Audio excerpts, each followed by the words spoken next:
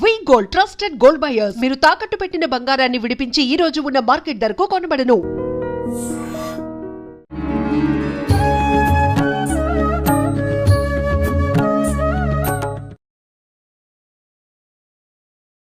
నమస్కారం, welcome to I dream. ధర్మ మార్గ విత్ విజిత కార్యక్రమానికి స్వాగతం. ప్రస్తుతం మనతో పాటు ఉన్నారు ప్రముఖ ఆధ్యాత్మికవేత్త జ్యోతిష్య పండితులు సుభాష్ శర్మ గారు. ఇప్పుడు గురుగారితో మాట్లాడదాం. నమస్కారం అండి. శ్రీమాత్రే నమః. గురుగారు, గోమాతకి ఆహారం పెడుతూ ఉంటాము సాధారణంగా. అంటే గోవుకు మనం ఆహారం పెట్టడం వల్ల మనకున్న దోషాలు, గ్రహ దోషాలు ఏమైనా ఉంటే తొలగిపోతాయి అంటూ ఉంటారు. గోవులో అంటే సకల దేవతలు కొలువై ఉంటారు కాబట్టి అందరి అనుగ్రహం మన పైన ఉంటుందంటారు. ఏదేమైనప్పటికీ అంటే ఊరికే గోవుకు ఆహారం పెడితే సరిపోదు. ఆహారం పెట్టినప్పుడు గోవు అరచేతిని గనక నాకితేనే మనకు అది కలిసి వస్తుంది అంటున్నారు. మరి అది ఎంతవరకు వాస్తవం అండి? తప్పకుండా తెలియజేస్తాను. ముందుగా వీక్షిస్తున్న ప్రేక్షకులందరికీ శ్రీమాత్రే నమః, శ్రీ గురుభ్యో నమః. గవామంగేతి తిష్టంతి భువనాని చతుర్దశ యస్మాత్ తస్మా శివమేష్యా మదశాంతిం ప్రయచ్చమే. గోవు అనేటటువంటిది సకల దేవతలకు ఆవాసమైనటువంటి, గోవు అంటే ఆవాసముతో పాటు గోవు జన్మించినటువంటిది కాదు, సృష్టించబడినటువంటిది. కామధేనువు అని అర్థం. అంటే మనకు క్షీరసాగర మథనం జరిగేటప్పుడు ఉద్భవించినటువంటి దానిలో కామధేనువు ఒకటి అని అర్థం. ఆ కామధేనువు ఎప్పుడైతే సృష్టించబడిందో, అంటే పుట్టడానికి సాధ్యం కానటువంటిది సృష్టించినటువంటి దానికి దైవికపరమైనటువంటి ఏదైతే అనుగ్రహం ఉంటుందో అది దైవికానికి నిలుస్తుంది. దైవికానికి ఎన్నో రకాలైనటువంటి మార్గాలకు తోడ్పడేటటువంటిది అని అర్థం. అందుకే కామధేనువు, గోమాత ఇవన్నీ కూడా సృష్టిలో ఉద్భవించినటువంటివి. దేవతల సృష్టిలో ఇదొక అద్భుతమైనటువంటి సృష్టి అనేటటువంటిది దీని యొక్క ప్రధానమైనటువంటి ఉద్దేశం. కాబట్టి గోవు అనేటటువంటిది, అలాగే గోవుల యొక్క అంటే చాలామందికి తెలియనటువంటి విషయం ఏంటంటే గోవు యొక్క శరీరము, గోవు యొక్క నిర్మాణము అత్యద్భుతమైనటువంటి నిర్మాణం. గోవు, మీరు ఎప్పుడైనా గోవుని గమనిస్తే గనక గోవు ఎలాంటి పదార్థం తిన్నా, విష పదార్థం తిన్నా స్వచ్ఛమైనటువంటి పాలను మాత్రమే ఇస్తూ ఉన్నది. ఎందుకు అని అంటే అది గోవు ఏదైనా విషపు పదార్థం తీసుకున్నది అని అంటే గనక ఆ విషపు పదార్థాలన్నీ కూడా తన మలము ద్వారా, మూత్రం ద్వారా, లేదు అంటే ఇతర యొక్క ద్వారా అవి బయట వదిలేసేసి స్వచ్ఛమైనటువంటి ఆవు పాలను మాత్రమే ఇచ్చేటటువంటి అద్భుతమైనటువంటిది గోవు అని అర్థం. అలాగే పూర్వకాలంలో గోవులను పెంచేటటువంటి వారు ఎందుకు అంత ఆరోగ్యంగా ఉన్నారు అంటే, ఎప్పుడైతే గోవులను పెంచడం ప్రారంభమవుతాయో మన యొక్క ఏకాగ్రత, మన యొక్క బుద్ధి, మన యొక్క ఆలోచనలు ఎప్పుడైతే గోవు అర్థం చేసుకుని ఉంటుందో, లేదా ఆవు మీద మనం ఎప్పుడైతే స్పృశించడం జరుగుతుందో, అంటే ఎప్పుడైతే ఆవుని ముట్టుకుంటామో ఆ సమయంలో మన శరీరంలో ఉన్న రోగాలను గుర్తించి ఆయా పదార్థం అంటే బయటకు వెళ్ళి ఆయా గ్రాసం తిని అది ఆయా అంటే ఆ యజమాని యొక్క శరీరం రోగాలను నయం చేయడానికి ఏదైతే గ్రాసం ఉంటుందో అది తిని ఆ ఆవు పాలను ఇచ్చేటటువంటి గొప్పనైనటువంటిది గోవు అని అర్థం. అలాగే సృష్టిలో ఏ జీవి మరణించినా కూడా అది దేనికి పనికిరాదు. కానీ ఆవు మరణించి కూడా దాని యొక్క ప్రతి ఒక్క అణువు మనకు ఉపయోగపడుతుంది. ఆవు యొక్క కొమ్ములు ఉపయోగపడుతూ ఉంటాయి, ఆవు యొక్క చర్మము ఉపయోగపడుతూ ఉంటుంది, ఆవు యొక్క ఈ డొక్కలు ఉంటాయి అవి కూడా ఉపయోగపడుతూ ఉంటాయి. అంటే ఆవు మరణించిన తర్వాత కూడా దాని యొక్క ప్రతి అవయవాన్ని కూడా మనం ఉపయోగించుకుంటున్నాము అంటే అది సృష్టిలో ఒక ఆవుకి మాత్రమే సాధ్యపడుతూ ఉంటుంది. అందుకే మీరు ఎప్పుడైనా శివాభిషేకం చేసేటప్పుడు అభిషేక పాత్రగా ఆవు కొమ్ములలో పాలు పోసి అభిషేకం చేసేటటువంటి ప్రక్రియలు మీరు ఇప్పుడంటే ఆ ఇత్తడి అవి ఆర్టిఫిషియల్ వచ్చేసాయి, కానీ ఆవు కొమ్ములలో పాలు పోసి అభిషేకం చేసేటటువంటి క్రియలు కూడా మన యొక్క శాస్త్రంలో చెప్పడం జరిగింది. అందుకే ఆవు యొక్క విశేషం అనేటువంటి చాలా వైశిష్టమైనటువంటిది. అందుకే గోవు అనేటటువంటి దానిలో మనకు తెలియనటువంటి ఎన్నో రహస్యాలు దాగి ఉన్నాయి. ఆవు పిడకలు కూడా మనకు చాలా ప్రధానమైనటువంటి, అంటే లక్ష్మీప్రదంగా కూడా మనం భావిస్తూ ఉంటాము. మనము ఎప్పుడైనా ఆవు నుంచి వచ్చే ప్రతిదీ కూడా పుణ్యానికే వినియోగిస్తూ ఉంటాం. ఆవు యొక్క మూత్రము ఇంటిని చల్లుకోవడానికి, అంటే గృహప్రవేశం చేసేటటువంటి పంచగవ్య ప్రాసన అని ఉంటుంది. దేవతా ప్రతిష్టలు చేసేటటువంటి విధానంలో కూడా ఆవు మూత్రం, ఆవు పిడ లేకుండా దేవతా ప్రతిష్ట అనేటటువంటిది కాదు. దేవతల యొక్క విగ్రహాలు నిలిచిపెట్టేటటువంటి సమయంలో కూడా, అక్కడ ప్రతిష్ఠించేటటువంటి సమయంలో కూడా ఆ కింద వేసేటటువంటి పంచగవ్యాలతో పాటు ఆవు పేడను కూడా అక్కడ ప్రతిష్ఠింపజేస్తూ ఉంటారు. దానిపైనే స్వామివారి యొక్క విగ్రహాన్ని కూడా ప్రతిష్ఠింపజేసేటటువంటి విధానాలు చాలా మట్టుకు అనేక ఈ యొక్క దాన్ని ఏమంటారు, మన ఆలయాలు సందర్శించేటటువంటి సమయాల్లో కూడా ఆవు పేడలు మనకు అనేక రకాలుగా కనిపిస్తూ ఉంటాయి. ఇక్కడ విశేషంగా ఏమిటి అని అంటే గనక ఆవు పేడ, ఆవు మూత్రము, ఆవు నుంచి వచ్చే ప్రతి ఒక్క ధాతువు ప్రతిదీ కూడా దైవిక కార్యక్రమానికి వినియోగించుకునేటటువంటిదే అనేటటువంటిది శాస్త్రానుగుణంగా చెప్పడం జరిగింది. అందుకే సృష్టిలో పుట్టినటువంటిది కాదు, ఉద్భవించినటువంటిది, దేవతల యొక్క సృష్టిలో అద్భుతమైనటువంటిది కామధేనువు అంటే ఆవు అని అర్థం. అందుకే దానికి అంత ప్రాధాన్యతను ఇవ్వడం జరిగిందమ్మా. ఇప్పుడు ఈ అరచేతిని ఆవు నాలుకతో నాకటం వల్ల రాత మారిపోతుంది, రేఖలు మారిపోయి మన రాత తలక్రిందులుగా అవుతుంది. అట్లా అని శాస్త్రంలో ఎక్కడ కూడా లేదు. చాలా మంది అంటూ ఉంటారు. నిజానికి మనం అంటే ఏదైనా ఆహార పదార్థాలు చేతిలో పెట్టడం ద్వారా అదేమవుతుందంటే అది ఆ ఆవు నాకడం ద్వారా చేతి రేఖలు మారిపోతాయి, మన భవిష్యత్తు మారిపోతుంది. అలాంటిది ఏం లేదు.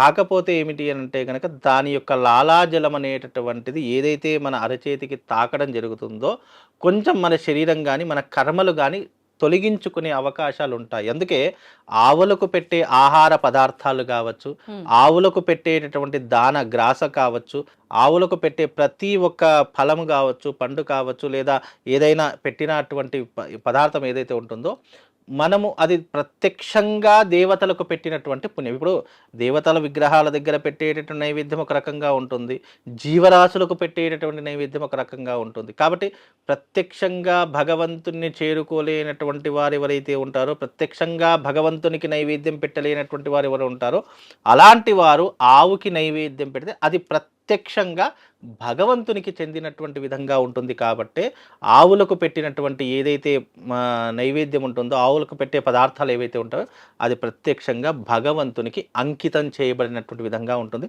చేతికి ఏదైతే ఆవు నాకినటువంటి ప్రదేశాలు ఈ అరచేతి ఉంటుందో దానివల్ల అలా రాతలు మారిపోతే అందరూ ఆవు దగ్గరికి వెళ్ళి చేయి పెట్టేస్తూ ఉంటారు.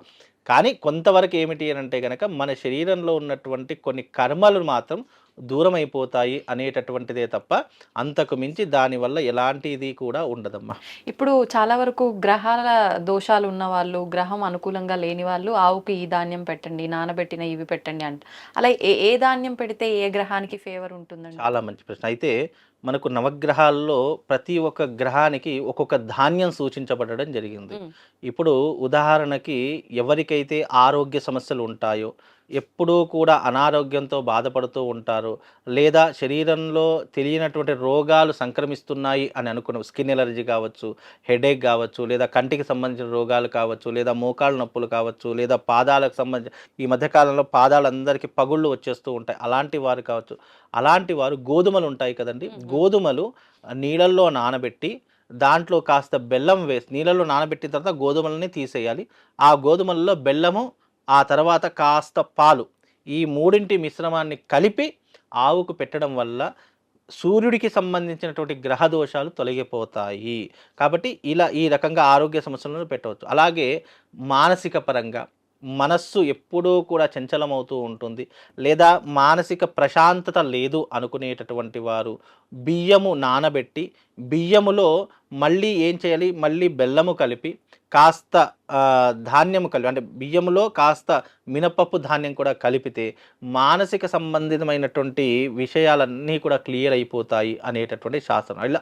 ఇలా ఏ గ్రహానికి సంబంధించి ఇప్పుడు కుజుడికి కందులు, బుధుడికి పెసర్లు, అలాగే గురువుకి శనగలు, అలాగే శుక్రుడికి బొబ్బెర్లు, అలాగే రాహుకి వచ్చేసేసి మినుములు, కేతువుకి వచ్చేసి ఉలవలు. ఇలా ఏ గ్రహము నీ యొక్క జీవితంలో లేదా నీ యొక్క గ్రహస్థితిలో వీక్గా ఉందా, లేదా నీకు ఆ గ్రహం వల్ల ఏదైనా ఎఫెక్ట్ అవుతుందా అనేటటువంటిది నిర్ణయం చేసుకొని జాతక పరిశీలన చేసుకొని నువ్వు ఆ గ్రహానికి సంబంధించినటువంటి ధాన్యాన్ని ఏదైనా కూడా డైరెక్ట్గా పెట్టకూడదు. తప్పకుండా నీటిలో తడిపి శుభ్రపరిచి ప్రతి ఒక్క ధాన్యంలో బెల్లం కలిపే పెట్టాలి. బెల్లం లేకుండా నువ్వు డైరెక్ట్ ఏ ధాన్యం కూడా పెట్టకూడదు అని శాస్త్రం. కనుక ఆయా గ్రహానికి సంబంధించిన ధాన్యం పెట్టడం వల్ల తప్పకుండా ఆ యొక్క గ్రహానికి సంబంధించిన దోషాలు తొలగిపోతాయని శాస్త్రవచనం. గురుగారు, గ్రామాల్లో ఎక్కువగా చూస్తుండే వాళ్ళం, గడపకి ఖచ్చితంగా మంచిగా పసుపు రాసి కుంకుమతో, ముగ్గు పిండి అంటే బియ్యపు పిండితో అలా మంచిగా పూజ చేసేవారు. ఒక రకంగా ఒక పువ్వు పెట్టేవారు గడపకి. మంగళ శుక్రవారాలు వస్తే ఖచ్చితంగా చాలా మంచిగా కనిపిస్తుండేది కలకల్లాడుతూ గడప. ఇప్పుడైతే గ్రామాల్లో కూడా చాలా తక్కువే అయిపోయింది ఈ విధానం అంతా కూడా. అంటే ఇవన్నీ ఆచరించడం ఒక ఆచరణ అయినప్పటికీ ఇవి ఆచరిస్తేనే లక్ష్మీ అనుగ్రహం ఉంటుంది అని చెప్పి అనేవారు. నిజంగా ఈ గడప పూజ వల్ల లక్ష్మీ అనుగ్రహం ఉంటుందంటారా? లక్ష్మీదేవి రాకను సూచించేటటువంటి పద్ధతులు పూర్వకాలంలో హ్మ్. కొన్ని విధానాలు శాస్త్రంలో చెప్పడం జరిగింది. ఇప్పుడు ఒక వ్యక్తి వస్తున్నాడు అని అంటే కనుక ఇప్పుడు అనేక మార్గాలు సెల్ ఫోన్లో చేసి అంటే ఫోన్ చేసి నేను వస్తున్నానని చెప్పి సందేశాలు ఒకటి, లేదా ఉత్తరాలు రాసి నేను వస్తున్నాననే సందేశం ఇలాగైతే అంటే ఒక మనిషి రాకను ఏ రకంగానైతే కొన్ని కార్యముల ద్వారా సూచించడం జరుగుతుందో హ్మ్. అలాగే లక్ష్మీదేవి రాకను కూడా కొన్ని సిద్ధాంతాలు చెప్పడం జరిగింది. హ్మ్. అంటే నీ ఇంటికి లక్ష్మీదేవి రావాలంటే నువ్వు ఏమేం పద్ధతులు పాటించాలి, ఆ. ఆచారాలు పాటించాలి, ఎలాంటి క్రతువులు చేయాలి అనేటటువంటి విధానాలు శాస్త్రంలో చెప్పారు. హ్మ్. ఆ శాస్త్రాన్ని పాటించేటటువంటి ప్రతి ఒక్కరికి కూడా లక్ష్మీదేవిని కైవసం చేసుకోవడానికి, లక్ష్మీదేవిని ప్రసన్నం చేసుకోవడానికి సులువైనటువంటి మార్గాలు. ఇవి చిన్న చిన్న మార్గాలే, పెద్ద పెద్ద మార్గాలేం కావు. హ్మ్. మీరన్నట్టుగా సింహద్వారంలో ఉన్నటువంటి కడపను పూజించడము, ఇంట్లో ఎప్పుడూ కూడా సాంబ్రాణి ధూపం వేయడము, అలాగే ఇంటి ఆవరణలో ఆవు పేడతో అలుకుపూత వేయడము, రంగవల్లులతో ముగ్గులు వేయడము, అలాగే ముగ్గులు వేసిన దాని మీద ఎర్రటి మందార పుష్పాలు పెట్టడము, అలాగే ఇంట్లో ఎప్పుడూ కూడా దీపం వెలుగుతూ ఉండడము, ఎప్పుడూ ఇంట్లో చిన్నపిల్లల యొక్క కేరింతలు వినబడడము, ఇవన్నీ కూడా లక్ష్మీదేవి రాకను సూచించేటటువంటివి అని అర్థం. హ్మ్. అందులో ఒక భాగమే ఈ యొక్క సింహద్వారానికి హ్మ్. పసుపు పెట్టాలి అనేటటువంటిది. హ్మ్. ఏ రకంగా పెట్టాలి అనేటటువంటిది గనక సూచిస్తే హ్మ్. మనము మామూలుగా గడపను నీటితో కడిగేస్తూ పసుపుతో చక్కగా మొత్తము దానికి పసుపు పూసేసి మామూలుగా ముగ్గు పిండితో కానీ, హ్మ్. లేదు అని అంటే గనక ఇంకా ఇతర రంగవల్లులతో కానీ, పసుపుతో కానీ, కుంకుమతో కానీ ముగ్గులు వేస్తూ ఉంటాం. నిజానికి సింహద్వారాన్ని పాలతో కడగాలి. అది కూడా స్వచ్ఛమైనటువంటి ఆవు పాలు. అది కూడా ఏ లీటర్లో బీటర్లో కాదు.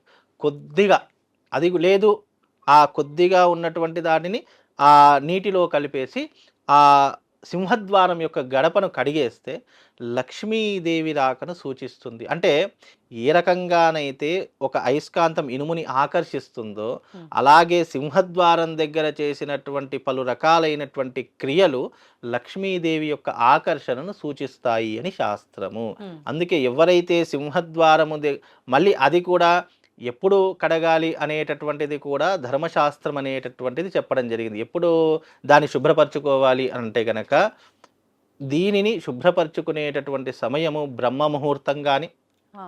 లేదు సూర్యోదయం కాక మునిపే, సూర్యోదయం అవుతుంది అంటే 10 నిమిషాల ముందే సింహద్వారం యొక్క గడపను కడిగి వేసేయాలి. హ్మ్. అలా సింహద్వారం యొక్క గడపను ఎప్పుడైతే శుభ్రపరచుకొని చక్కగా మళ్ళీ సింహద్వారానికి చాలామంది ఆవు పేడతో కూడా అలుకుపూత వేసి కడిగేసి దానితో పాటుగా ముగ్గులు వేసేటటువంటి ఆచారాలు కూడా చాలా మట్టుకు కనిపిస్తాయి. కాబట్టి ఈ ఆచారాన్ని పాటిస్తే తప్పకుండా లక్ష్మీదేవి యొక్క రాకను సూచించేటటువంటి నియమాలు అని చెప్పి శాస్త్రం చెప్తుందండి. అలాగే ఈ సింహద్వారాన్ని కడిగేసేటటువంటి సమయంలో చక్కగా ఎవరైతే గృహిణి ఉంటుందో చాలామంది చేసేటటువంటి పొరపాట్లు ఏంటి అని అంటే ఇంటి పనులన్నీ చేసిన తర్వాత నేను ఆఖరికి స్నానం చేస్తాను అని చాలామంది తప్పు చేస్తూ ఉంటారు. నిజానికి అలా చేయకూడదు. మనం వంటింట్లోకి వెళ్ళాలన్నా శుచిగా శుభ్రతగానే వెళ్ళాలి. మనం ఒక్కసారి లేచాము అంటే దంతధావనాలు చేసుకొని స్నానం ఆచరించిన తర్వాతనే ఇంటి పనిలోకి అడుగు పెట్టాలే తప్ప చాలామంది ఏంటంటే అయ్యో ఊడిస్తే నాకు చెమట వచ్చేస్తుంది, కడప కడిగితే నాకు విసుగొచ్చేస్తుంది, ఇక వంట చేసుకున్న తర్వాత స్నానం చేసుకుందాము అంటే అవన్నీ కూడా అశౌచానికి దారి తీస్తాయి. కానీ ఇప్పుడు నిత్యం దీపారాధన చేస్తారు కదండి. ఫస్ట్ ఇల్లు మాపేసి శుభ్రం చేసుకున్న తర్వాతే స్నానం చేసి పూజ చేసుకుంటే బాగుంటుంది. మరి స్నానం చేసి ఇవన్నీ శుభ్రం చేసిన తర్వాత మళ్ళీ పూజ అలా చేయాలి, మళ్ళీ స్నానం చేయాలంటారా?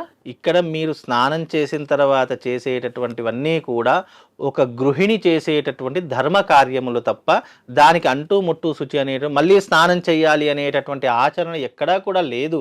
మామూలుగా చేతులు ఇప్పుడు మనం అన్నీ ముడతాం కాబట్టి మామూలుగా చేతులు కాళ్ళు కడుక్కుంటే సరిపోతుందే తప్ప మళ్ళీ ఇవన్నీ చేశాం కదా అని చెప్పి మళ్ళీ స్నానం చేయాల్సిన పని గృహిణి యొక్క ప్రధానమైనటువంటి ధర్మమే అది.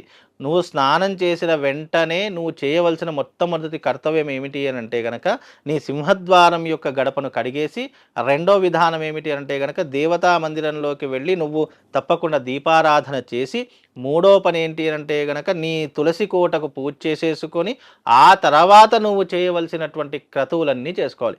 ఈ 3 అయిపోయాయంటే మిగతా పని ఏముంటుంది? పిల్లలకు వండి పెట్టడము, వంట వార్పు చేసుకోవడము, కిచెన్లో ఉన్నటువంటివన్నీ కూడా శుభ్రపరచుకోవడం, ఇవి ఉంటాయి.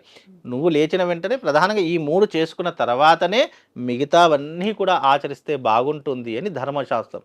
ఈ రకమైనటువంటి పద్ధతిని ఏ గృహిణి అయితే ఆచరిస్తుందో వాళ్ళ ఇంట్లో లక్ష్మీ కటాక్షంతో పాటు ఆనందము, అష్టైశ్వర్యము, అనుకున్న పనులన్నీ నెరవేర్చుకోవడం, ఇలాంటివన్నీ కూడా తప్పకుండా జరుగుతాయి. కొన్ని ఇళ్లల్లో చూస్తాము, ఇల్లు పాతవైనప్పటికీ కూడా ఆ ఇళ్లలో లక్ష్మీ కళ ఉట్టిపడుతూ ఉంటాయి. ఇప్పటికీ కూడా కొన్ని పల్లెటూరు వాతావరణం చూస్తే గనక వాళ్ళ ఇంటి ముందర అలుకుపూత వేసి, ఆవు పేడ నీళ్ళు కలిపి అలుకుపూత వేసి చక్కగా ముగ్గులు వేసి, సింహద్వారాన్ని చక్కగా కడిగి వేసి పసుపుతో ముగ్గులు వేస్తూ ఉంటారు. అంటే ఆ ఇంట్లో లక్ష్మీది. పూర్వకాలంలో ఏంటంటే ఆవులను కూడా ఇంట్లోనే పెంచుకునేటటువంటి వారు, దాన్ని కొట్టము అనేటటువంటి వాళ్ళు.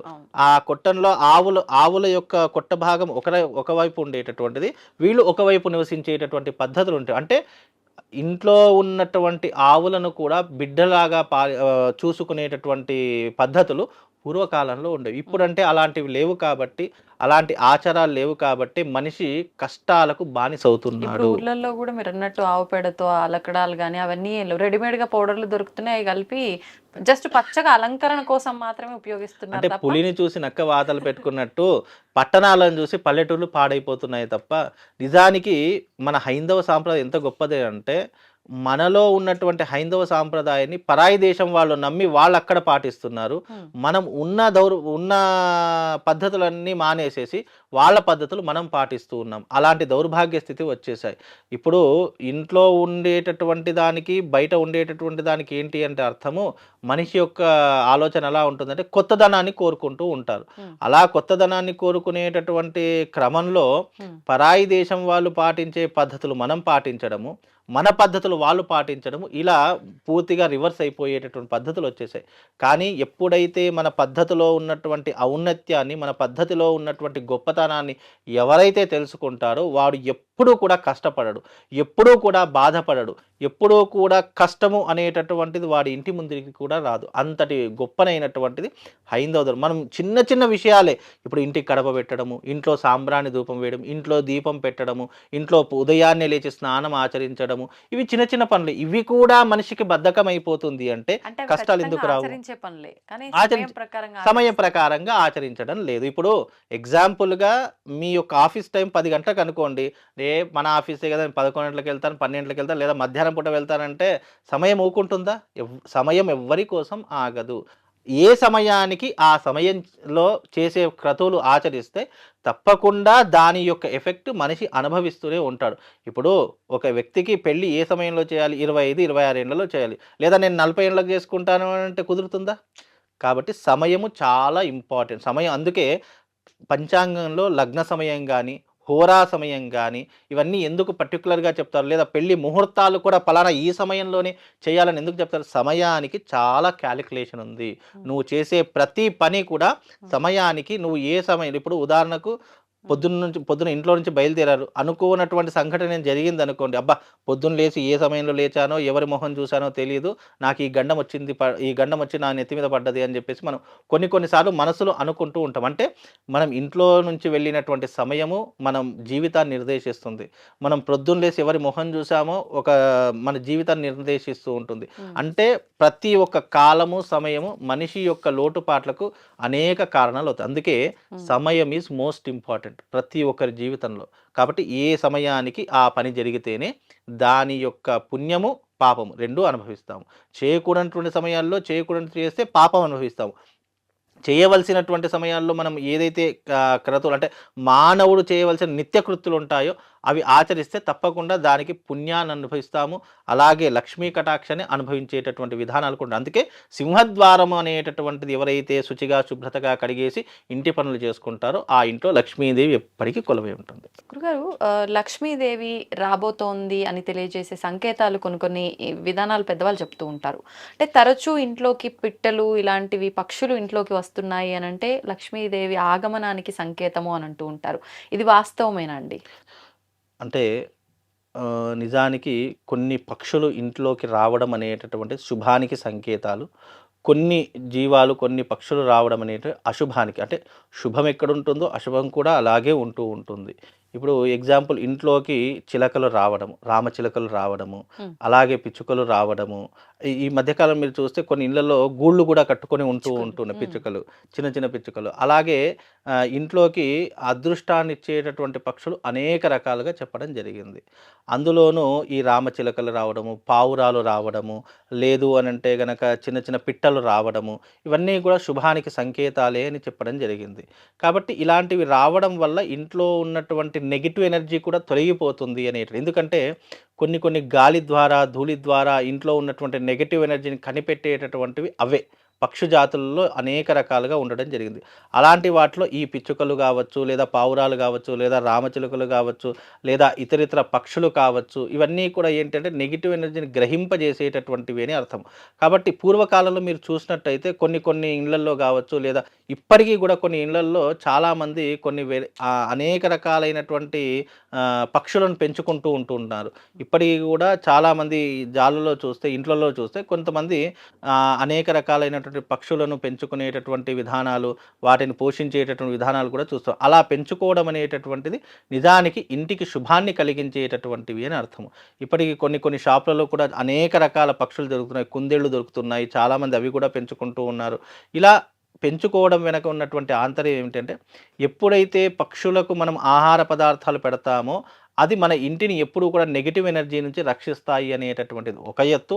అలాగే పక్షులు అనుకోకుండా, అంటే మనం మామూలుగా పెంచుకునేది ఒక ఎత్తు అయితే, అనుకోకుండా వచ్చేటటువంటి పక్షులు అనేటటువంటివి వచ్చాయి అంటే శుభానికి సూచిక. అందుకే పూర్వకాలంలో కొన్ని కొన్ని పక్షుల యొక్క శబ్దాల ద్వారా చుట్టాలు వస్తున్నారు, లేదా శత్రువులు వస్తున్నారు, లేదా ఇంటికి ఏదైనా శుభం జరిగేటటువంటి అవకాశాలు ఉండేటటువంటివని వాటి ద్వారానే గమనించేటటువంటి అవకాశాలు చాలా మట్టుకు ఉండేటటువంటివి. అందుకే ఇప్పుడున్నటువంటి జనరేషన్లో అనుకోకుండా వస్తే అది అదృష్టం, కానీ మనం కావాలని పెంచుకోవడం లేదా కావాలని ఇంట్లో పెట్టుకోవడం అనేటటువంటిది అయితే అది మన చేతిలో లేదు. అనుకోకుండా వస్తే కనుక అది అదృష్టానికి మాత్రం సంకేతం అని చెప్పడం జరిగింది. కొన్ని పక్షులు రావటం అశుభం అన్నారు. అలాంటివి ఏమున్నాయండి? చాలా రకాలుగా ఉన్నాయి. గద్దలు రావడం కావచ్చు, లేదు అనంటే గనక గబ్బిలాలు రావడం కావచ్చు, లేదు ఇంట్లోకి అనేక రకాలైనటువంటి, అంటే మనకు తెలియకుండా వచ్చేటటువంటి జీవాలలో గబ్బిలాలు ఒకటి వస్తూ ఉంటాయి. అలాగే గద్దలు కావచ్చు, గద్దలు ఒక్కొక్కసారి నెత్తి మీద కొట్టి వెళ్ళిపోతూ ఉంటాయి, అది కూడా అశుభానికి సంకేతమే.